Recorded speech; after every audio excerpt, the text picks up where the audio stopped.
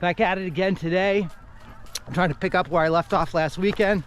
Last weekend I set out to do about 15 miles, part of some training prep, but I spent way too much time messing around with my big camera, stopping for drone shots, and really only hit about half that, 7.5 miles. And oh yeah, I lost my wireless lav mic and had to like backtrack several times to try to find that. Never did, but got a much lighter pack today. It's pretty much the Camelback, and brought the GoPro. I think it'll be a good challenge, see what kind of footage I can get out of the GoPro. Moving fast, still create a good video. I was real happy with the video last week, but it was it's definitely a process. Set up the shot with the big camera, and it's heavier and it's more delicate, and I didn't really want to be running much with it. The goal today is do a combo of fast hiking and trail running. So let's see how it goes. Spring is popping. Weather is incredible today, much warmer. It's 9 a.m. already, and I'm set out in shorts. It's cold at the beginning, but moving around fast. I'm already warmed up. And it's funny, the sound. Listen to the sounds of the season. I don't know if you could just hear it. The geese are migrating. I mean, there are just been out here now, and I've seen several groups of, I don't know, hundreds of Canadian geese in the giant flying V formation, super high altitude. And even though they're that high, you can just hear them honking. It's loud. They go by, and you know, it just makes you want to look up. And it's funny, even compared to last week, I really wanted to try to get this on audio, and I missed my opportunity. But last week you could just hear the ice heaving on the lake, and well, I think it was still safe to stand on spots. It was certainly melting and moving around, and you could just, it was only a short window too. It's like right around 11 a.m. on Saturday, because I later in the day couldn't hear it, and then even went back the next day, tried to record it and couldn't hear it. So I was really thankful to hear it, be able to hear it in person, but missed the opportunity to record what the audio sounded like. And while there's probably a thin layer of ice on the lake right now, I think the days of this winter with ice on the lake are gone, and being able to walk out on it. So I'll have to wait till next year. Last week, coming on this trail, it was very thankful to find a trail crew. Actually, just looked like a husband and wife couple out here clearing this deadfall. And you can see, this is a big tree. They cut this whole thing up, and you know, volunteers. That's what keeps these trails clean. Volunteers, especially in this little state park in Pennsylvania. You know, they don't get there's no massive amount of funding for the rangers to come out here every week and clear the deadfall, especially this time of year. The season's turning over, get some windy weather towards the end of winter, and there's just trees constantly falling on the trail. And it's all up to the volunteer staff, self-organized, hiking out here miles from the parking lot with heavy gear, chainsaws, weed whackers, and still just, you know, doing their thing, clearing the trail for no other reason than enjoyment and being outside and giving back. Call this the teeter-totter. It's for mountain bikes. I've always been too chicken to try to get up it myself. I think I get right to about this point and then bail out, because it feels like you're just going up off the edge right before it tilts. But it's fun to watch people go over it, and kids love to come out here and without their bikes and take pictures trying to keep it balanced in the midair. Part of these trips are, you know, doing little light shakedowns on just different pieces of my gear for race day. Pretty locked in on what I'm gonna bring clothing wise. I got a bunch of outdoor clothing, and really just gonna play that by ear based on the weather as it gets closer. This race is end of April, north in New Jersey, and it's got a reputation for being wet. You know, kind of like those April showers bring May flowers type of situation. So we'll play clothing by ear for race day. Not really worried about that, but a couple things up for grabs is hydration. Last Spartan I did, I took a Camelback, and worked out pretty well. This is a new one, and this is like an off-brand. And while I'm liking the pack, feeling like it's pretty snug, not bouncing around too much, I don't think I'm gonna end up taking the hydration bladder. Probably swap it out for a Camelback brand one. This nozzle thing is really annoying. In order to get any water flowing, the valve is a press down. So the only way I can figure out to get this thing is press it against my teeth and then try to suck out of it, which is super annoying and definitely not something I want to try to do when I'm short on breath. So probably swap that out for a Camelback brand bladder, which I have extras laying around and work a lot better. Here's a couple other examples of the wonderful trail crews out here building brand new bridges. This area used to be a mess, and there is this gorgeous brand new, you can see the old one next to it, it's just a short beat up thing.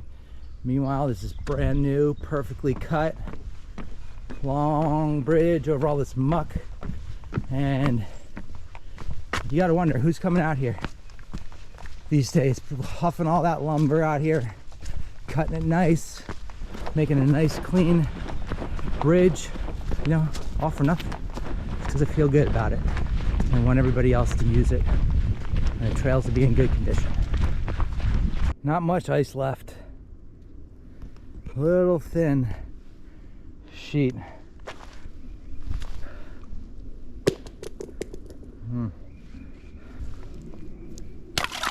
Oh yeah, oh yeah.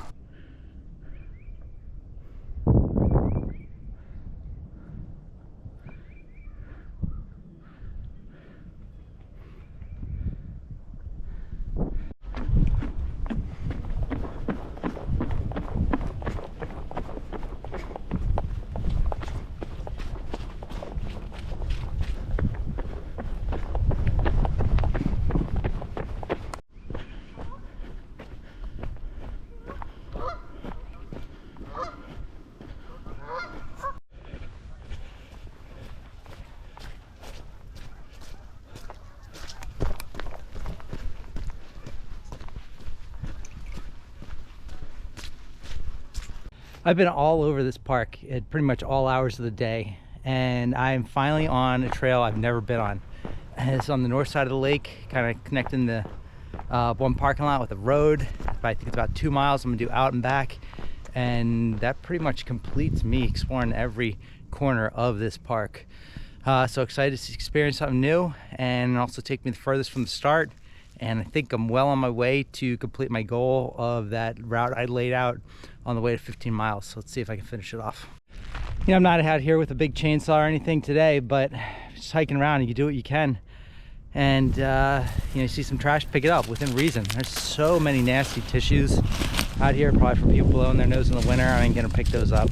Come back another day with a trash bag and rubber glove. But some other trash, you know, clean trash, I'll pick that up, throw that out, do your part. Everybody helps out, keeps the park clean. It's gonna be a better place. Big gnarly blow down here. Obviously nobody's got over to this part, less visited part of the park, to cut this thing up. All right, bit of a spicy comment here, but if the place got rules about keeping your dog on a leash, what do you think you should do? Keep your dog on a leash. In this park, it is frustratingly common that people are out here with their dogs off a leash, and I get it. I have a dog. I love seeing her run off leash in the woods. It's freedom for the dog. But you know what? There's a rule here. Keep your dog on a leash. And rangers frequently post reminders about that. So yeah, it's not just something on paper that they don't want to follow. And yet, I'd say more likely than not, you pass somebody by with the dog here, dog is off leash. It's super frustrating because you see, I'm gonna start recording everyone I see on video. Not one of them is on a disciplined recall. And I'm out here by myself. I've never felt at risk myself, but for whatever reason, my dog does attract negative energy. She's the friendliest dog ever, but she just doesn't, you know, when she's on leash, like, it's intimidating for her when another dog just sprints up to her, away from its owner. Half the time the owner isn't even in sight, and you know, there's a tussle that entails. So Honestly, one strategy I figured out was like, if I see it happen and I have my dog, I'll yell up ahead to the owner, my dog's dangerous. And it's a great little hack I discovered, because my dog ain't dangerous, but it freaks the owner out and puts some scare into him.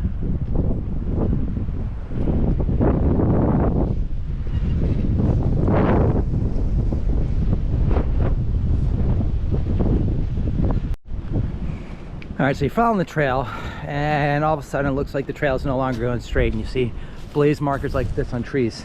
It took me a while to figure out these markers are actually staggered in the way that the trail turns. So in this case, you see the trail is going to turn this way, and I honestly, embarrassed to say, that it took me, I didn't really figure that out till about a year or two ago. So just helping to share the knowledge, and keep an eye out for blaze markers, and especially on less known, less developed trails, that can be a lifesaver to figure out which way the trail's going.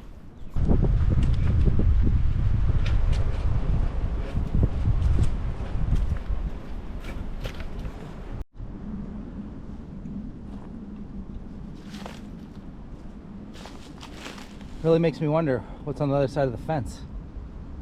Maybe a big quarry?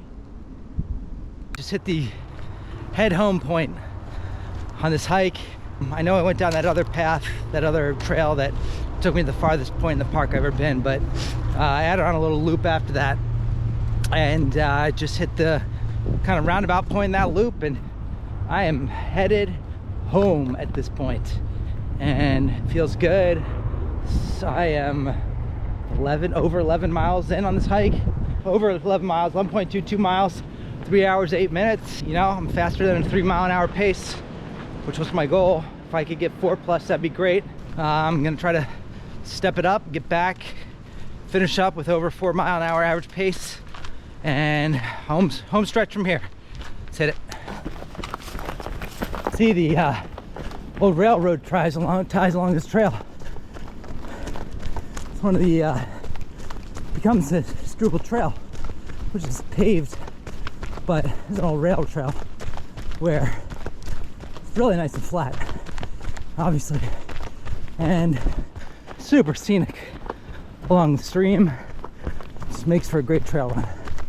13.7 miles in, and I just hit 4 miles an hour average speed. I bumped that up a couple miles ago. I was at 3.6. Started running, nothing crazy, just something faster than a walk. Got finally pushed it up over right to 4, and keep going till about 4.1, and just want to make sure I hit 15 miles. All right, I did it. Just over 15 miles, under 4 hours. Got an average pace of over 4 miles an hour. Honestly, feel great. It's probably the longest time I've been on my feet while moving in years. I don't even think the backpacking trips I hit this far in a day, and I got done in 4 hours. Yeah, again, feel great. Race is just under 2 months away. I think I'm in good shape. Another month of hard training, and then kind of taper down for a month. Got vacation this week, so it's a good day to peak. Gonna rest all week. Heading to Disney. I'm gonna have a great video, or several, about Disney.